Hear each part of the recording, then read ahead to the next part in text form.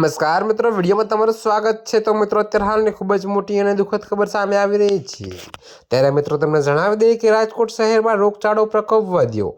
જી હા મિત્રો, તો અત્યારે હાલની ખૂબ જ મોટી અને દુઃખદ ખબર સામે મળી રહી છે। ત્યારે મિત્રો તમને જણાવી દઈએ કે રાજકોટ શહેરમાં છેલ્લા એક સપ્તાહમાં પાણીજન્ય રોગોના કેસોમાં નોંધપાત્ર વધારો થયો છે।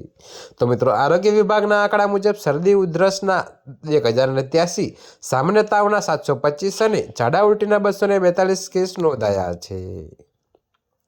ત્યારે મિત્રો તમને વધુમાં એ પણ જણાવી દઈએ કે આ ઉપરાંત ટાઇફોઇડનો 1 અને કમળાના 4 કેસ પણ સામે આવ્યા છે, જેનાથી આરોગ્ય તંત્રમાં ચિંતા વધી છે। જોકે મિત્રો, પાણીજન્ય રોગચાળો અટકાવવા આરોગ્ય વિભાગે પાણીપુરી વિક્રેતાઓ અને મિનરલ વોટર સપ્લાયરો પર વિશેષ ચેકિંગ શરૂ કર્યું છે।